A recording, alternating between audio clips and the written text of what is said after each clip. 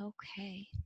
So welcome again. My name is Tina White, and I am the director of the Young Inventors Program of Northern New England. And we are here today to talk about judging for the local or school level invention fair and sharing best practices for judging. So kind of thinking about where do you find judges for your invention fair? What are ways to prepare them for their roles and responsibilities? What are the expectations of judges? And then also, rubrics, scoring sheets, what criteria is used when looking at the invention projects from your young inventors and thinking about awards and nominations moving on from the school level fair to the regional invention convention. And so today we have so today's webinar is Judging Best Practices, part of our YIP webinar series. And today we have our presenters. We have Mary Lyon from Georgetown Middle High School in Georgetown, Massachusetts. And then we also have Donna Tremblay and Tracey Ruest from the Fred C. Underhill and Hooksett Memorial Schools in Hooksett, New Hampshire. So we'll go back. And so I'm going to start really with Tracey and Donna and just ask you if you would share a little bit about your invention fair in terms of the judging that you do. And then we'll ask Mary to do a little bit of how she does that in Georgetown, and then certainly open it up for questions, but feel free to ask questions as we go through. I know they have also some materials that we may want to share. And I do want to also give a huge kudos to Mary, as she is usually Georgetown runs their program early in the year, in the fall. And so her school level invention fair already took place back in November. But it's really great that you are that organized and able to get that program going so quickly in the beginning of the year. And that, oftentimes we then look to you because you did some certain things. We said, well, how did that work out? Can we share that with others? So Mary, we give a special shout out to you for that. Thank you. Great. So Tracey and Donna, can you start by just kind of a little background on your invention fair and the judging aspect? Sure. Where do you want to start? We want to jump right into the judging part? Sure, because I think that's really kind of what we're here to talk about. And I know that as we're approaching fair season, probably in about 4 to 6 weeks for most of us, this is a big thing on people's minds. Right. So in order to find the judges, you're trying to find somebody that is good at science, OM. We use our school board members. We use principals from other schools in the district. We go to our librarian for our town. We also pull out some police. The police chief comes. Who else have we picked? School board members. No parents. We try not to don't parents do parents and students. And if we good idea. If we have to, we'll assign them to a different grade than their child is in. But yeah, but we tend to people not do people who have some kind of an local background in that area, it's nice. But you want a good representation. Tracey, you're a little faint when speaking. Donna, I can hear you just fine, but I'm not sure if you need to move a microphone or. She's actually closer to the microphone. Oh, really? Probably just not She's projecting. shy. I'll get my coaching voice out. Get a good variety of people is what we're trying to say. Do. And okay, depending on how many kids you have, it depends on how many judges you need. What we do at the K-2 school, we tend to have about 5 judges there, and that's it, because we don't get the numbers that we get when we were at the 3-5 school. So the 3-5 school, what we do is we usually divide them up, and I like to get at least 3 judges per grade level. And so, those 3 judges will go through and do 5th grade, and another 3 judges will do 4th grade, and another 3 judges will do what did I say? 5th grade or 3rd, 4th, or 5th, or whatever. Well, and then we have a Rube Goldberg design as well. So, I mean, depending on how many judges we get and how many inventors we have in each grade, but we do like for them to travel together, and we like the kids to be able to present what they've got at least a couple of times if possible, or present one time to 3 judges so that, you know, they each have their own impressions of it. Does that sound about right? Yeah. And then when you want to talk about when we do the judging? Oh, So well, that's one of the challenges, is making sure you can keep the room just open for judges and the inventors before classes start to come in. So in our model, we do it all in one day. They bring them in the morning, set them up, and judging happens within the first 2 hours of the day, sometimes less, before classes begin to rotate in through to visit. So it is a little bit of a hurried morning where you make sure you have all your judges, you talk to them about the expectations so everyone's on the same page, and then really try to get that done as quickly as possible before the classes start to visit, so that it's, you know, it's fair that way. Great. And it looks like, so I'm going to interrupt you for just a moment, if you don't mind, but it looks like we have a question from Hillary that's asking, how many projects does each, let's see if I can move that over. How many projects do you have in each grade for the judges? How many projects does each of the 3 judges have to judge? I think, is that the question, Hillary? I hope that's okay. So ours is a voluntary program. So the kids, you know, we have, it depends what grade level we're talking about. If we have, like, I would say we probably had about, I think the biggest that we had last year, I think we had about 30 in the 4th grade last year. In 1 grade. Yeah. And so we only had, I think we might have bumped up another judge to 4th grade so that we could maybe do 2 and 2. You want to do odd number so that, you know, because you want to make sure that you get a mix of people to make sure that the judging is fair. So we like, 3 people is okay, 5 people is better, but it's sometimes it's hard getting a judge to be able to come for, 2.5 hours or so. Sure. We've really had to think on our feet a few times. I think, when you see how fast or slow somebody might be moving along with the students, you may end up putting another judge into that grade level, or separating and having one person judge all of the journals and then the other judges judging the other pieces. But, it looks a little different every year depending on what we have to work with. We just talk about it and try to figure out and make it as fair as we can. I hope that helps. Do you want to put the judging form up? Because we can talk about how we judge. We use a Google form. Okay, and so I'm going to exit out of here quickly to get to that. Let's see. So we do it all in a Google form. That way we can put in all the... Is that yours? That's not yours. Yours is the Google form. Where do I have that? Yeah, so we link the Google form to iPads for each judge, and we usually put their names in so that they just have a quick, they don't have to put their name in for everything. And this way, we put all the scores together so that we can, put a formula in so that it automatically calculates, and you can figure out your, pretty quickly. But I'm always sitting in here for about an hour and a half trying to figure out, the scores for everybody. And I want to tell you what we did last year, which was the best thing. And it was that we didn't announce the winners the day of the invention. We actually announced them at night so that when the parents came, that's when the kids found out who won and everything. So that was that I think that actually got more of the parents to come. And I wasn't so stressed in figuring out who won and who, what our categories were that we won.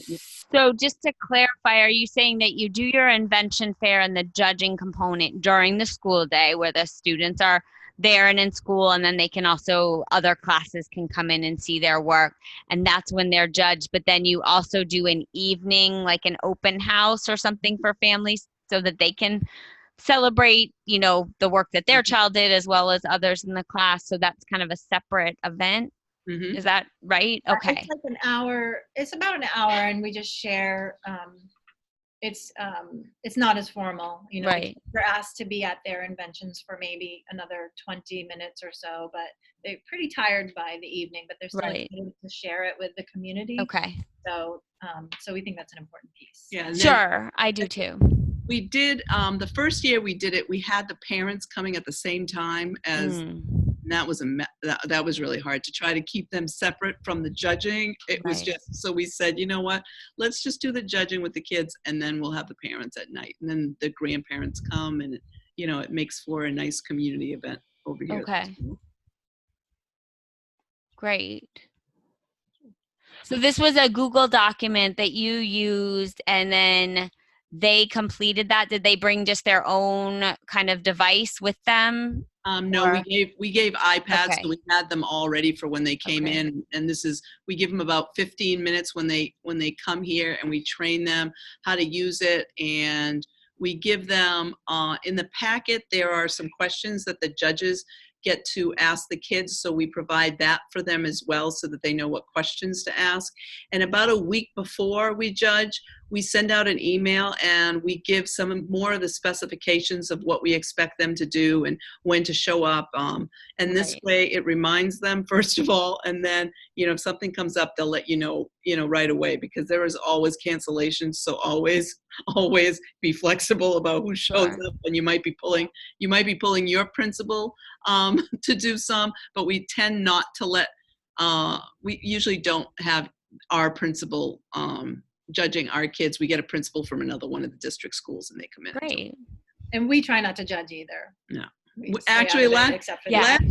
last year though, the Rube Goldbergs are really hard to judge, because if you don't know what a, the simple machines and everything. So last year we judged them, and our principal's a science teacher. So that's who judged we didn't have that many of them.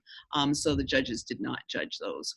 Okay. Fantastic. That's right. I forgot about doing Yeah. those. We had to do Great. Yeah. Thank you. Are there any questions at this point for Tracey or Donna? I like that idea. We have talked about at the regional level using electronic devices and electronic score sheets, and we're not quite there yet, but I really like this. No, this is great. If you need any help, let me know. Okay. I might have to call you up on that. So, because we are looking at a way just to increase efficiency, Right. of judging. I think that that's always a challenge for sure. Particularly when you want to turn around the results quickly, because people are waiting for them. Right. So Mary, I want to give you an opportunity to share a little bit about what you do in Georgetown, and because I know you said that you've had some success with being able to organize and judge your projects. So I certainly want to hear a little bit about what you do as well. So similarly, this year we also did the Google form for the judging. Which Okay. was awesome. And so then you can, as mentioned, just download the results. And I would say within 10 minutes, we had our results. So we have high school students. They're in 9th grade, and we had 100 students. As we do the entire 9th grade, they can volunteer to participate. So we had 30 participants. And what we did, though, is we had 2 judges per 10 students. And they only had an hour to judge, which was very quick. So we said you have 6 to 7 minutes with each student, and then you have to move on, because our fair was only run for an hour and a half. Well, essentially, all the parents and community can come in and be seeing what the kids have done, and we have the kids who are being judged in a separate area. So then we could immediately, at the same time, it's all done in the evening, is have the award ceremony immediately following the entire event. So it was really pretty quick this year, where last year we didn't do the form, and we couldn't do it in front of the parents. And it was much nicer this year when all the parents got to participate and see the kids win their awards. What we did, I had iPads, same thing, had iPads ready for the judges to use, but most of them chose to use their own phones. Okay. And that was great. We just gave them the link and they went on their own phones. They were comfortable with that device and they were able to judge that way. Since we were getting an average score, having 2 judges per group of 10, we had that additional component to ours where we got all the scores. Each judge had a code. We'd sort by judges' code. We'd get an average score and between the 2 judges for that student. And that's how we'd select the winning students. I'm trying to think if there's, but very similar to what you're doing on the elementary level, except that ours is all done in the evening. I like the idea that you did the judging in the morning and the event, we call it a showcase, in the evening. That would be something for us to consider too. I wanted to know how you got your judges. So very similarly to you, we wouldn't use any parents. We have connections to the community and really pulled from the community. We had one administrator, and then because I'm actually a business technology and entrepreneurship department, so we have lots of contacts within the community, and we were able to pull from them, some of them to come in and do the presenting, to do the judging. So Great. And so, and again, just to interject that, while, at our office here, we are not, going to find judges for everyone. If you're having trouble finding judges, please let us know, because we do have some contacts. We often share your dates, which is why we've just asked for those dates of your Invention Fair. We share those with our own board members and our own staff, so that perhaps we like to visit and kind of see the students, but also could provide maybe some potential judges. We also have some local supporters who are around in various towns and areas who are looking for ways to get involved. We try, when we know that we have somebody who's expressed interest in volunteering or being a judge, we try to connect them to you right away. I'll send an email and say, oh, we have this person who's expressed interest. Here's their contact if you'd like. But, if you're really struggling or you're really short on people, let us know, because we may be able to reach out to kind of our larger YIP network to help you find judges. But I love the ideas of local police. Or fire departments. They are great, and students know them, right? And so that's just another way, I think, just to build community. I think there are a lot of potential business leaders in communities who want to participate in these things, as well as, yes, we want to avoid parents or the parents of your kids specifically, but think about going to your PTA associations. They may have some connections as well, or maybe if you're in an elementary school, you could look at parents of middle school student, in the middle school, who may be able to help. So I think there are lots of ways to engage people in judging, if you're having trouble kind of with your initial asks. another resource is your Council on Aging, your Community Council on Aging. There's often people there who are retired and are more than willing to come in and see what the kids are doing. So, that's a really good idea. That's a great idea. Your local college. We use people from Southern New Hampshire University. Every year we've had at least one teacher from there come over. And retired teachers too. That's retired teachers, fantastic. That's a good one. Yeah. So there are lots of ways. I'm not sure how many of you, really looked, because you are veterans and have been doing this for a little while, but in the new curriculum and program guide that we redid over the summer and sent out in your YIP packs, we do have information on how to run the fair and on judging and how to recruit judges, as well as kind of a template for a letter that you could send either electronically or, send to community members, just on, inviting them to be judges and what that entails. And you can insert your own, schedule or the date of your fair, that sort of thing. But there is a letter and a template there for you, if that helps in terms of your recruitment, that you can kind of do a blast to community members.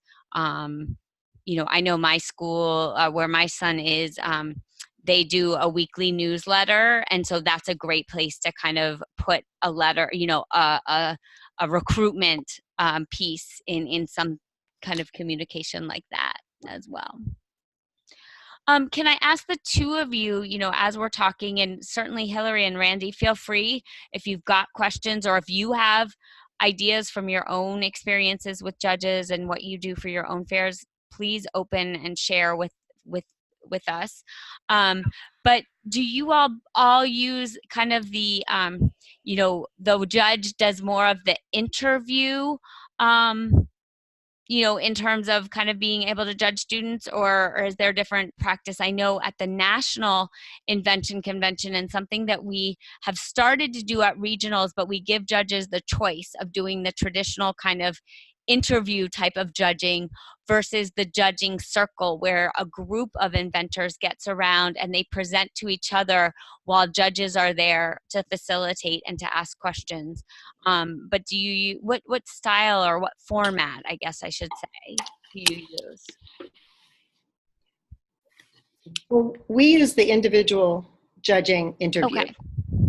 So the two judges, we gave them a series of questions. They could ask their own questions and interviewed the candidate and scored them right away, and then went on to the next student. Okay, fantastic. Yep, that's how we do it too. Okay.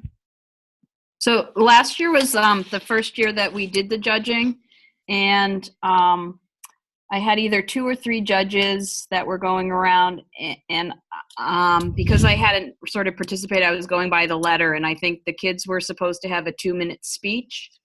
So they gave their up to 2-minute speech, and then again, judges did have some questions, a list they could look at, or they could ask their own. So I did it that way. This year, I'm attempting to do the judging circle. So Awesome. My plan is that I've got 4 rooms set aside, and there'll be 2 rooms with closed doors where the judging will be going on, and then the other rooms will be open so that parents can, and I'm planning on doing it in the evening, and then parents will be able to go to the rooms that are open to look, and then when their judges are in there, those doors will be closed, but there will be other places people can go. So I'm going to stagger the times so that there's, like I said, they'll be staggered a little bit, and that way there'll be rooms open and rooms closed, and then I'm hoping this will work. Right. No, I love that idea, because I think that that's a big challenge. That's definitely a question I get from a lot of the teachers, and also when, working with Invention Convention Worldwide in planning, the national level competition, as well as, in planning, we're actually doing for the first time a local level fair for the students that we have in the program who are either homeschool or do the program independently because they don't have a program at their school or in their community.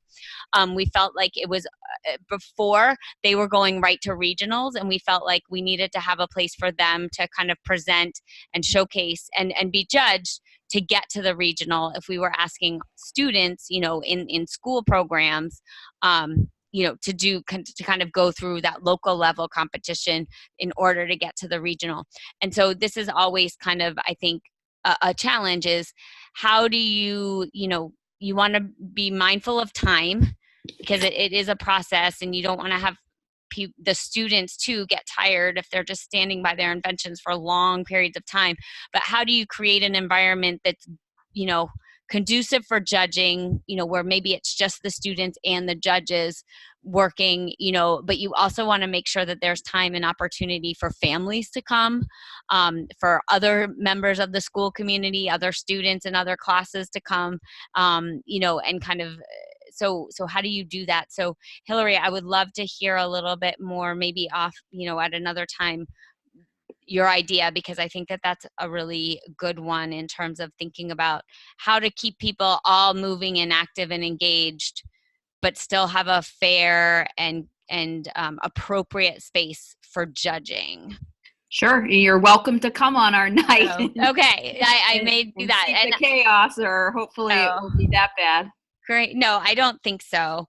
I think, but I like kind of the way you're looking at it is an interesting model, and something that I think, we could certainly, share out with people. So thank you for sharing. Sure. Great. Are there any questions about like rubrics or criteria? I've got one right here, is the judging form that Mary uses at Georgetown, more at the high school level. But, we also just shared kind of the form that Hooksett uses at Fred C. Underhill School and Hooksett Memorial School. We also have rubrics and scoring criteria that we've suggested. Again, that's in the Young Inventors Program curriculum and program guide.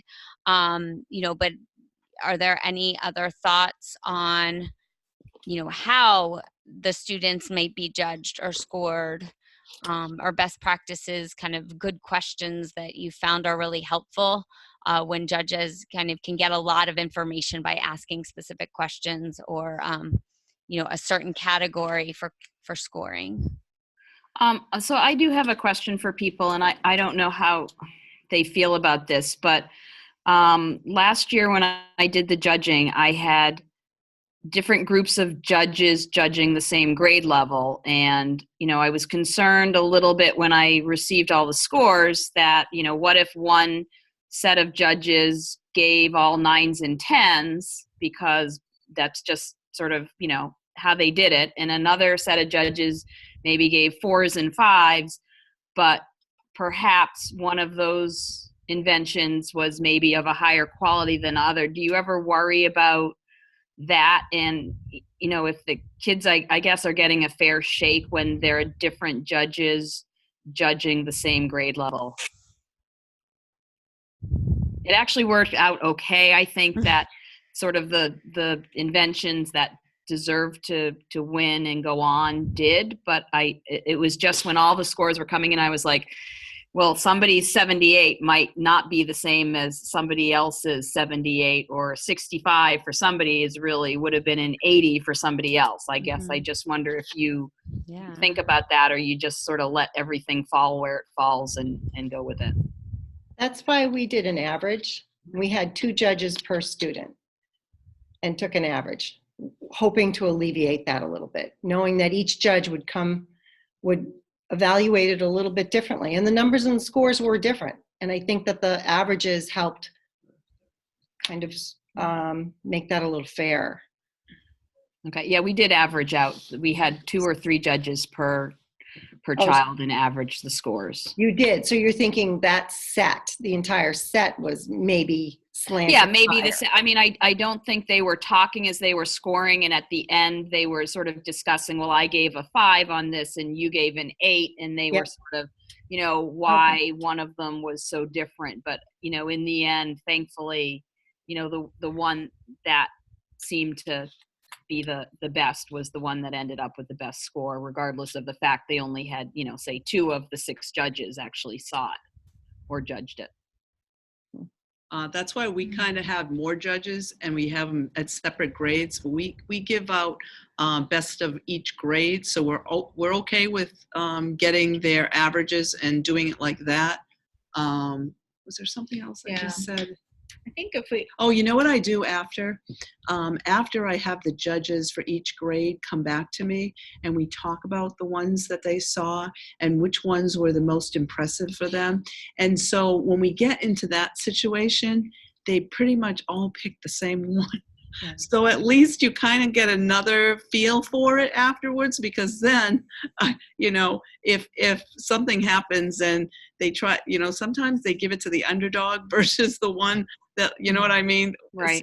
So it's really hard sometimes to see like what were they thinking. We always go back afterwards and we look at them all and we make sure that, you know, there wasn't one that was like, oh my gosh, why did that one win? I don't get this one. So I think just talking to the judges after and saying, what are your takeaways? And that really helps me at the end, just to I think I just like to double check and triple check to make sure that we are, that we're actually giving it to the person that I think that actually, their invention was, incredible.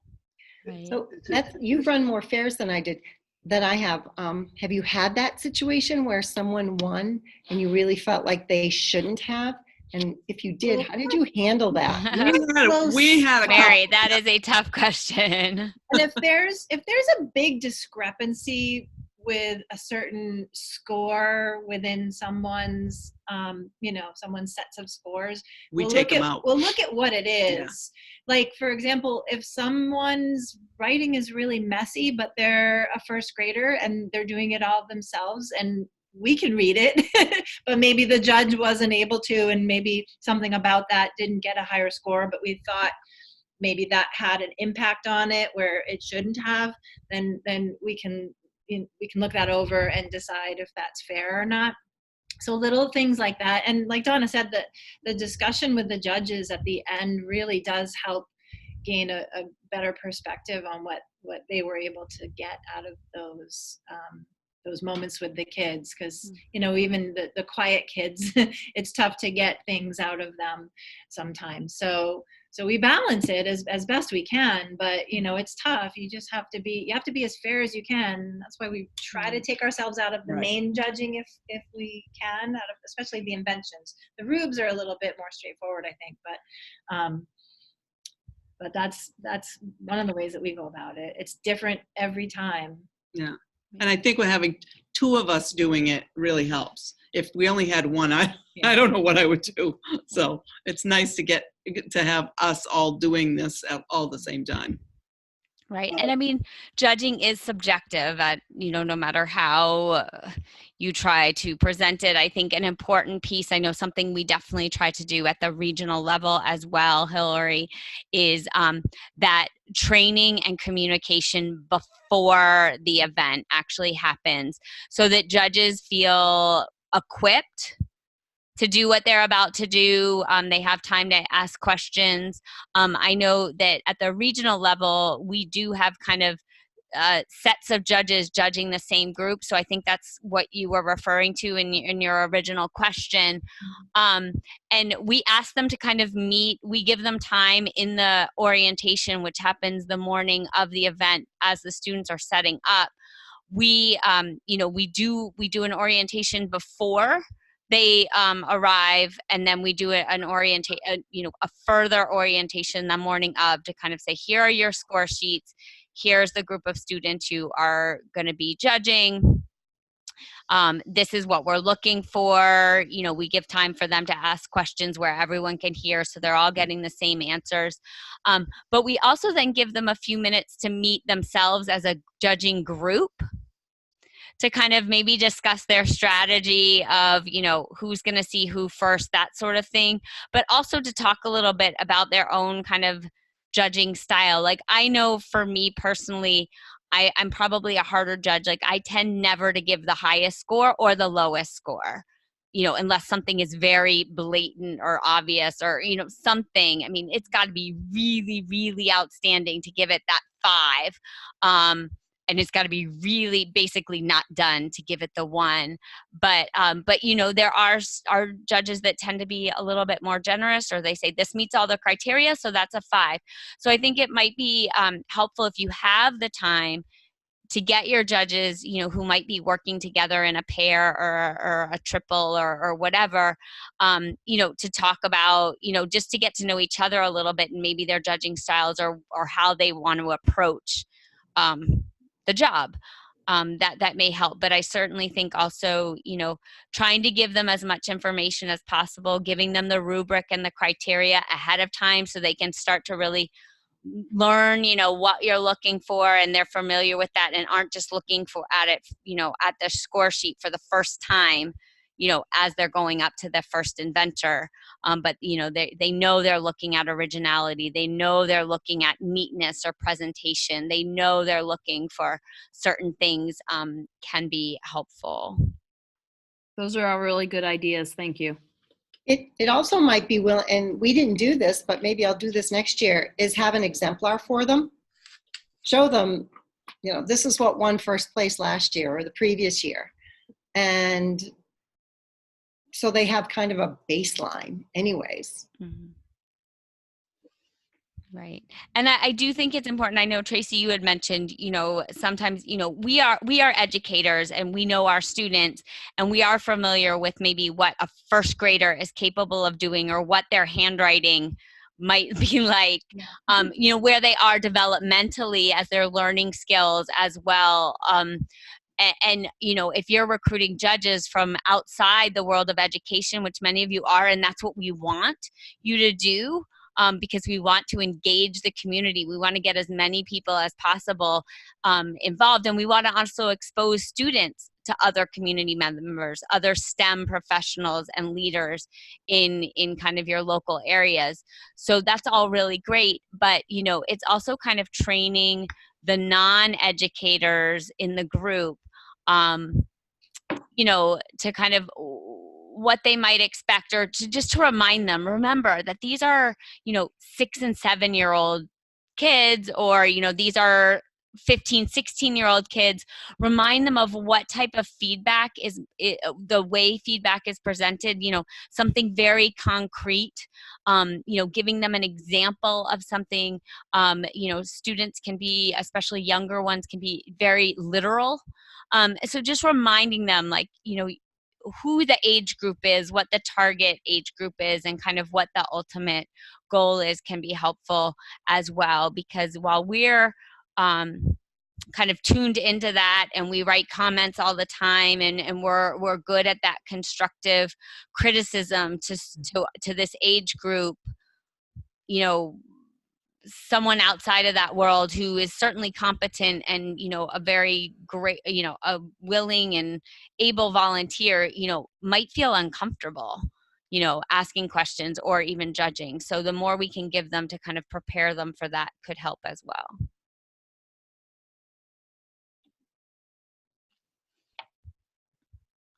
Do you all, I know I want to leave just a few minutes if there are more questions, and then I am mindful of the time that we're kind of running towards the end of the webinar, but do you all allow or have a time where the judges can deliberate, where they come back together and they kind of, now that they have their individual score sheets and they've seen their individual inventors, do you allow them to come back and kind of share and talk amongst themselves before submitting to you, what they're actually going to turn in as kind of their rankings or anything like that?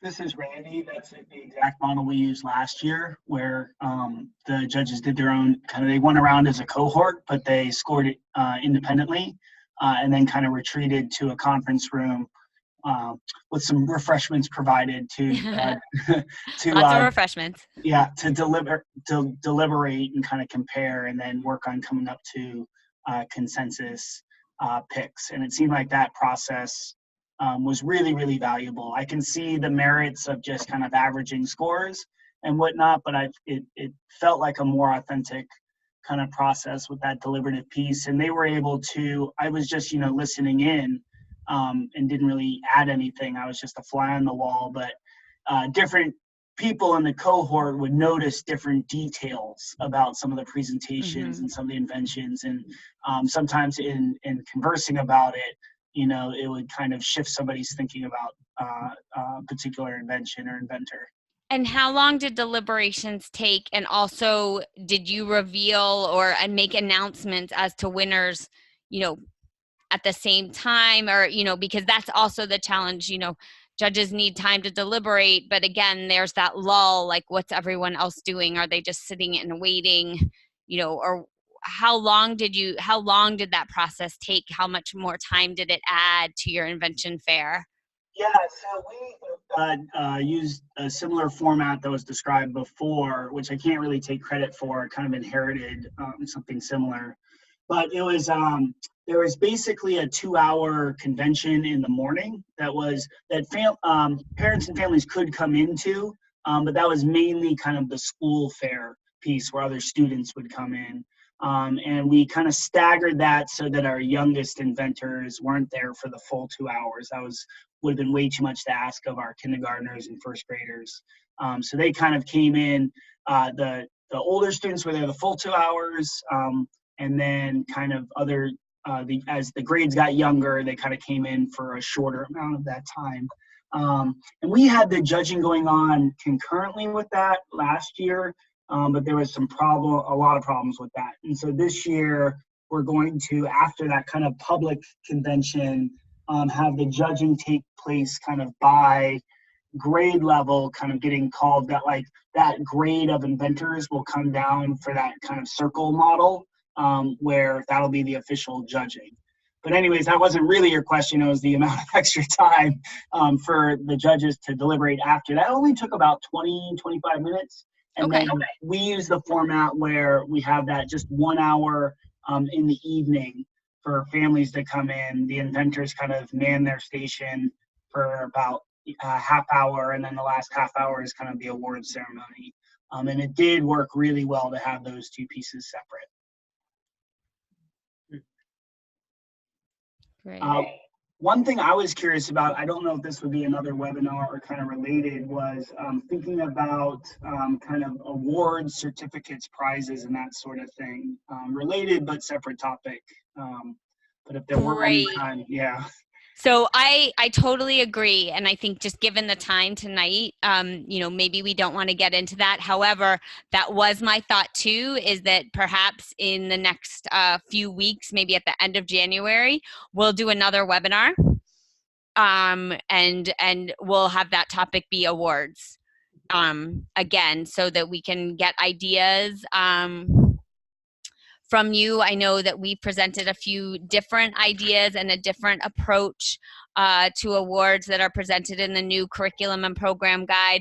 And we're also looking at changing the award structure slightly. I mean, nothing major, but we are looking at kind of structuring things a little bit different for the regional level, which we will certainly make sure is communicated well in advance of the regionals to all teachers, and that it's publicized so that everyone knows what awards may be expected and that sort of thing, because I think that there has been some question in the past over awards. But one thing, so Randy, I think that that's great. So that will be coming, and I appreciate the request.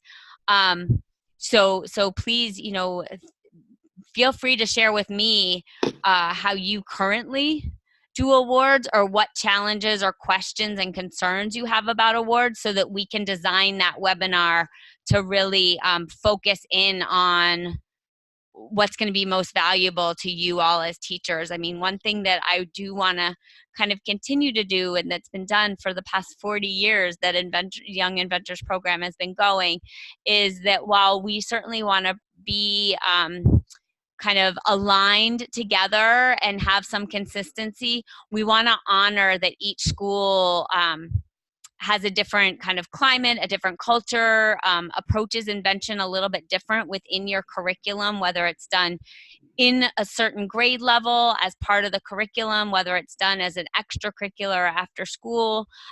Every school does it a little bit differently, and we do want to keep it that way, but at the same time kind of have some sort of alignment or some, consistency, so that as we're evaluating students, and we can work together to make sure that it's a positive experience, and that, we are kind of running through this pipeline in the competition aspect of the program, in a way that's very fair and transparent, and intentional.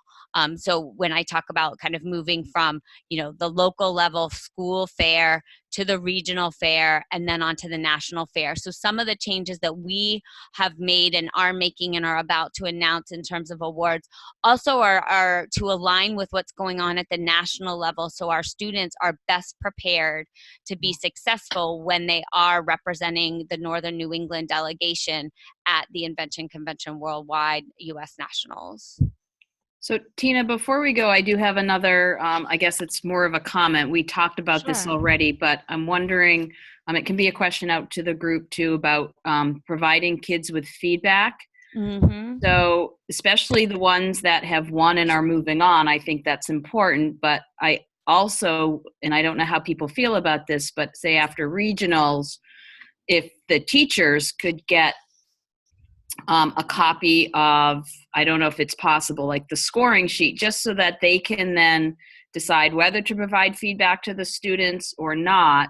But then even the teachers have a better idea of what the judges are looking for, Right. and can sort of compare and say, oh, you really want a tri-board to look like this, and we totally missed the mark on that. So next year I can improve, my program by doing this.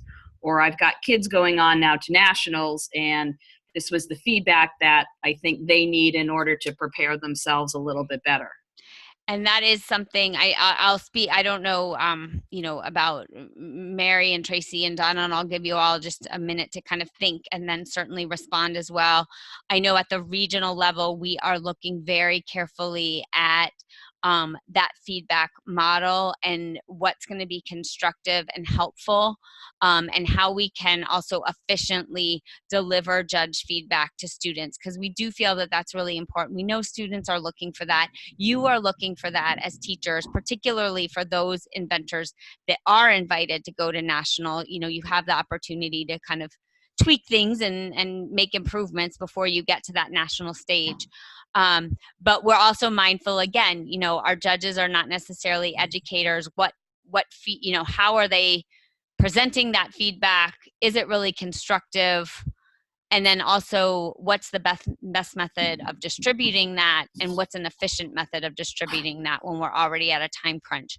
So we're really trying to sort through that so that we have a method that we can provide feedback, so that students can walk away with something tangible, and hopefully something positive too, that helps with the learning and the growth. Tracey, Donna, or Mary, do you all have your judges give feedback that actually gets to the students, and how do you do that? Or no, or do you have thoughts on that? I think it's really on the spot. I think our judges are giving them a lot of praise, I think, for what they've done, but we haven't really expected a lot in terms of them giving them feedback in a more formal way. It's certainly worth taking a look at, without expecting too much from the judges. Sure. It is a lot of work that we're It is, and I came to the Young Inventors Program from running another program here at the Academy of Applied Science called the Junior Science and Humanities Symposia Program, and that was a big topic of discussion and trying to work through this idea of how do we give timely and effective feedback from judges, and this is for a pretty competitive high school science research competition. So we're trying to use some of the tools and things that we learned from that to bring into Young Inventors. Mary, what about you all at the high school level too? Are you able to? So the students did not get the judges' feedback. Okay. I think it would be valuable so I'll be working with the 3 students who are going to move on. And at that point, I can give them their feedback, but it would just be a number. We don't have any written feedback. Yeah. The only other feedback they got was in the conversation during the judging. When Sure. the judges were talking to them, they got feedback then. But it would be a number, which can be helpful to some extent. Okay, I can see here I need to improve my tri-board. I got a 4 instead of a 5. Great. And you're helping with coaching them a little bit there too. So they have mentorship. Mm-hmm. Yep. So Hillary, I'd be happy to talk to you a little bit more, kind of at another time, just about this and what your ideas are. I know, because you've seen nationals, and with your experience, because, that's something that we are working for. So any feedback, from a teacher, at the school level, is helpful, and we hope to be able to do something like that at this year's regional. But we've been working on it for a while now, and we're not totally comfortable with it, I guess is the best way to put it. So, because at the end of the day, we want to just make sure that everything is still positive, Right. but constructive. Yeah, it's I totally not about get- you're doing great, even though you're not. But at the same time, like what is going to be the message that students need to hear at that moment that's going to kind of mean the most to them. Right, in right. their growth. And I'm not thinking that, everybody is going to get all of the judges, but I do feel like students moving on, to tweak things to make it a little bit better. I think that's important. Then I also feel like the teachers getting the feedback from regionals just to help us improve our own programs overall would be really helpful. Same with nationals. I would love to talk to you about that idea. Okay. So maybe I'll follow up with you. Sure. Just to have a conversation. Neither of us, I'm not expecting that you have the answers, but I think maybe we can just talk about it and get some ideas hopefully generated so that may help. That would be great. Great. Well, I do want to note the time, and I really want to thank Tracey and Donna and Mary for their time, their preparation, and for being a presenter today. Randy and Hillary, you all though shared some really great things as well. So thank you for making this truly a best practice sharing type of forum for us. And I welcome, again, feedback specifically about today's webinar, but also about other topics that we discussed or ideas for future webinars. So Randy, we already have one, and we will plan for that very soon, and we'll get that invitation out there so that we can engage more of our community in a conversation about the awards given at the school level and even maybe at the regional level to talk about that too. So, so thank you all. And are there any last questions before we say goodbye? Great. Thank you everyone for your time. Thanks. So I am going to end the meeting, or I'm going to end the recording and then end the meeting. But if you need to reach me, you can always call or email, and I would love to speak to you. And good luck. Good luck as you finish up. And Mary, congratulations. Way to go, Mary. All right. Have a great evening, everyone. Thank you. Bye-bye. Bye.